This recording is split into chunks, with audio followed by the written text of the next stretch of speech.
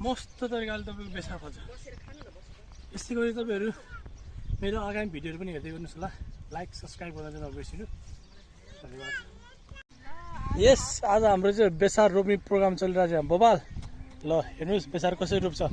टक्क ल्याएर यसरी ड्याङ बनाएर हेर्नु अब दिदीले खतरा तरिकाले रोप्नु भएको छ।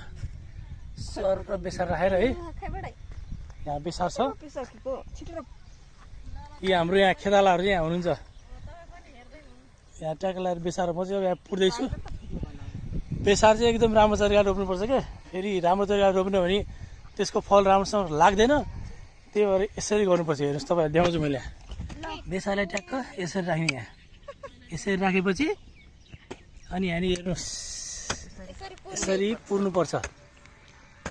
यसरी पुरेपछि तपाईँको बेसार तयार हुन्छ। अनि अब अहिले लगाएपछि हामीले यो खन्ने भनेको तपाईँको फागुन चैततिर हेर्दाखेरि तपाईँको यस्तो दामी बेसार हुन्छ नि। फाजा यस्तो मजाले यस्तै हातको अम्ला जस्तरी तपाईँको राम्रो हुन्छ। हेर्नुहोस् हाम्रो अहिलेसम्म रोपेर यति बनाइसक्यौँ।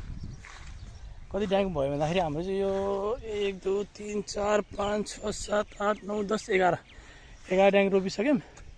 रोप्ने मान्छेहरू उहाँहरू हुनुहुन्छ। अब यसमा यो ट्याक्क रोपेपछि हामीले चाहिँ छापो भन्छौँ।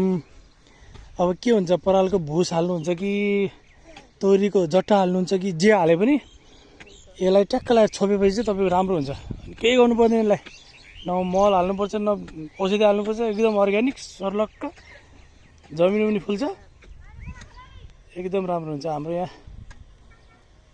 ल अब हेर्ने पहिला सुरु यसरी लाइन बनाउनुपर्छ। हामीले चाहिँ यसरी लाइन बनाएर सर्लक्क ड्याङको लागि लाइन बनाउनुपर्छ। अनि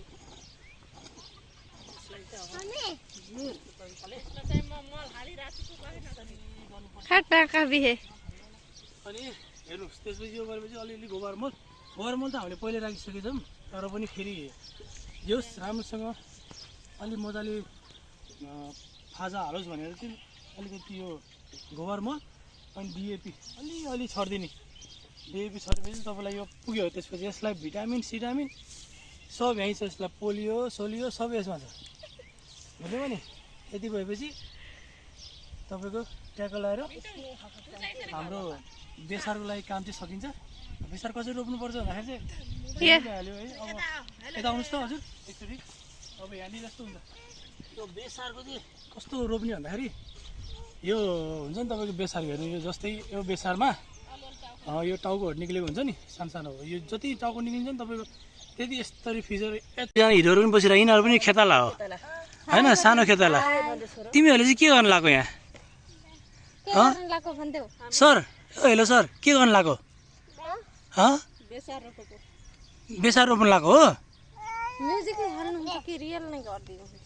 हामीले यसरी पुर्नुपर्छ है। यस्तरी गरेर ड्याङ बनाउनु पर्छ। ड्याङ बनायो भने चाहिँ एकदम राम्रो हुन्छ तपाईँहरूको। ड्याङमा मजाले फिजिन पाउँछ यो बेसारको ढाङ्गाहरू।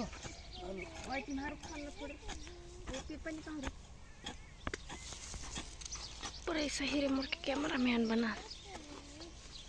यताबाट पनि दुई साइडबाटै तर ड्याङ यस्तो ठुलो बनाउनु पर्छ। ड्याङ ठुलो बनाएपछि पानी खानु